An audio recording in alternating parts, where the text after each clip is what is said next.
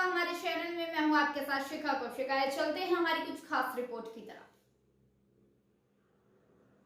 वृंदावन निवासी पंडित अरुण दीक्षित और आंगनवाड़ी सहायिका अर्चना दीक्षित की 8 वर्षीय बेटी देविका दीक्षित देश की सबसे छोटी उम्र की कथावाचक बन गई है। हालांकि बड़े होकर कथावाचक ही बनना है या कुछ और, इसका देविका ने अभी तक कोई निर्णय नहीं लिया।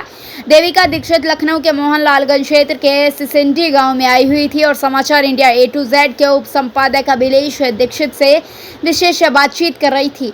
अपनी पढ़ाई के सवाल पर देविका दीक्षित ने कहा कि वो अपने कार्यक्रमों में इतना व्यस्त रहती है कि स्कूल में पूरी हाजिरी नहीं हो पाती। हालांकि वो जहां भी जाती है वहीं आसपास के स्कूल में जाकर पढ़ाई करती है। देविका दीक्षित ने कहा कि उन्होंने आज तक एक भी फिल्म नहीं देखी है। बाल विदुषी देविका दीक्षित को देखने बड़ी संख्या में लोग पहुंचे। जन समुदाय को संबोधित करते हुए बाल विदुषी ने कहा कि भक्ति के लिए उम्र का बंधन नहीं होता, बचपन से ही भक्ति के संस्कार दिए जाने चाहिए।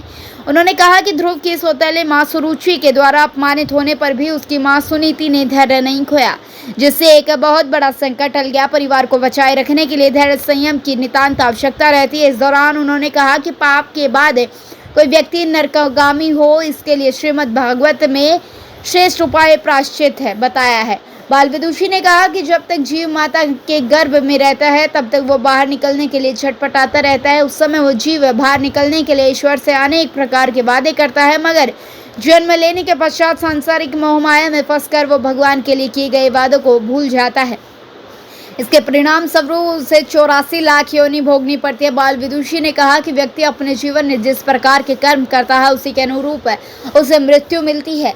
भगवान ध्रुव के सत्कर्मों की चर्चा करते हुए उन्होंने कहा कि ध्रुव की साधना, उनके सत्कर्म और ईश्वर के प्रति अटूट श्रद्धा के परिणाम स्वरूप ही उनके वैकुंठ लोक प्राप्त हुआ है।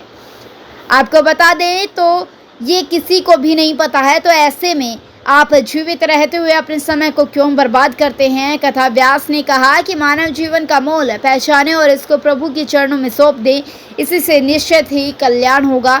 तो आइए बात करते हैं देविका दीक्षित से। नमस्कार, मैं हूं अभिलाष दीक्षित और आप देख रहे हैं समाचार इंडिया। हमारे साथ उपस्थित है एक ऐसी शख्सियत जो आज किसी परिचय की मोहताज नहीं है।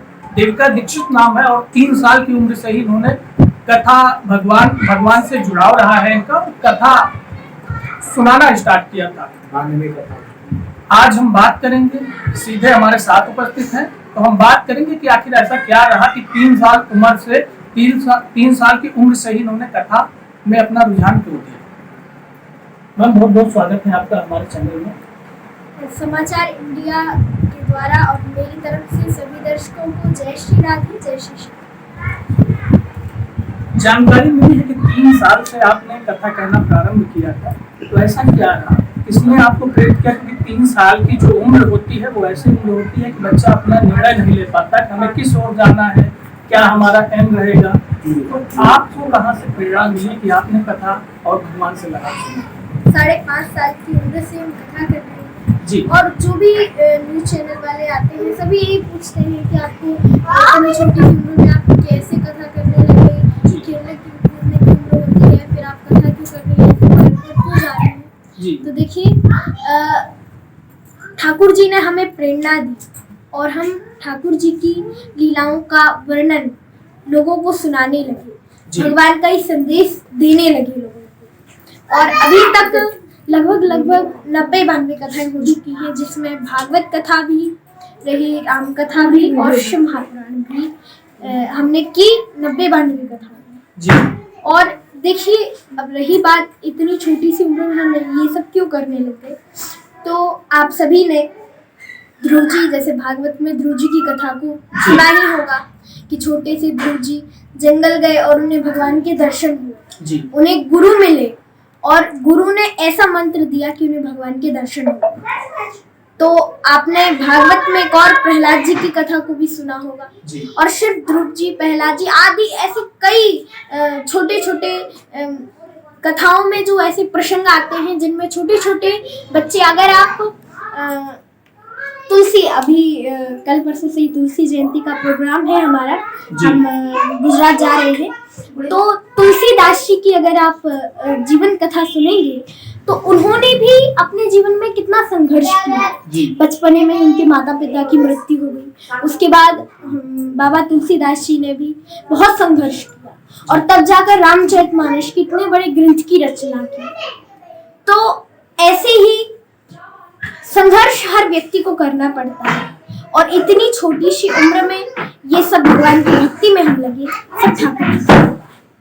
क्या लगता है लगातार जिस तरीके से एक लंबा सफर रहा है कि बचपने से ही 5.5 से लेके अभी लगभग 12 या 13 साल वर्ष की उम्र होगी आपकी, तो क्या लगता है कैसा अनुभव रहा? देखिए, अगर आप जो दर्शक हमको देख रहे हैं जी। वो मोबाइल पे सर्च करें देविका संदेश या देविका दर्शन, जी। तो आपको हमारी सारी कथाएं YouTube पर मिल जाएंगी। और जैसे आपने कहा कि अभी हमारी उम्र है 11, जी। हम 5.5 साल के सब ठाकुर जी की अनुकंपा है। क्योंकि देखिए, कथा तो आप किसी भी बच्चे को सिखा दें वो करने लगे, लेकिन कथाओं को करवाएगा कौन? जी। तो यही मान लीजिए बस उन्हीं की कृपा है, उन्हीं की अनुकंपा है, और भगवान की कृपा जिस पर हो जाती है उसका जीवन सफल हो जाता है। और हमारे ऊपर भी उसी कृपा के कुछ कम। प्रदेश के युवाओं के लिए क्या संदेश देना चाहेंगे हमारे चैनल के माध्यम से? हम सभी को यही संदेश, हम हमेशा कहीं भी कथा वगैरह में जाते हैं, जी। कहीं भी जाते हैं तो हमेशा ये युवाओं के लिए, इस प्रदेश के युवाओं के लिए क्या संदेश देना चाहेंगे? हम सभी युवाओं को यही संदेश देना चाहते हैं कि बच्चों को भी कुछ संदेश देना चाहते हैं। और युवा जैसे कि अलग अलग अभी जो धर्म नए कई धर्म चलने लग गए हैं, पंथ उनमें लोग जा रहे हैं, उनसे प्रभावित हो रहे हैं और उनकी तरफ भाग रहे हैं। हमारे सनातन धर्म को छोड़ जी। अलग दूसरे पंथ की तरफ जा रहे हैं। तो जैसे कि इस देश के लोग कहीं और जा रहे हैं, पाकिस्तान के यहाँ आ रहे हैं। तो ऐसे कुछ अभी जो जैसे आप सुन रहे होंगे कि कई लड़कियां यहाँ से दूसरे देश जा रही हैं या वहाँ की यहाँ आ रही हैं। तो यही हमारा संदेश है हर युवा को कि आप अपने सनातन धर्म से जुड़ें और लोगों को जोड़ें और लोगों को हमारे सनातन धर्म के बारे में बताएं। और हर माता पिता अपने बच्चों को अच्छे संस्कार दें और अपने सनातन धर्म के बारे में भी कुछ बताएं। क्योंकि आजकल बच्चों को इंग्लिश मीडियम स्कूल में पढ़ाया जा रहा है, तो आप विचार कीजिए कि क्या आपके बच्चे इंग्लिश मीडियम स्कूल में पढ़ते हैं तो क्या उन्हें हमारी संस्कृति के बारे में कुछ बताया जाता होगा? तो हमारे जो भी दर्शक हमें देख रहे हैं, जो भी माता पिता हमें देख रहे हैं, सभी से निवेदन है अपने बच्चों को अपने सनातन धर्म के बारे में अवश्य बताएं। और युवाओं से निवेदन कि आप सनातन धर्म का पालन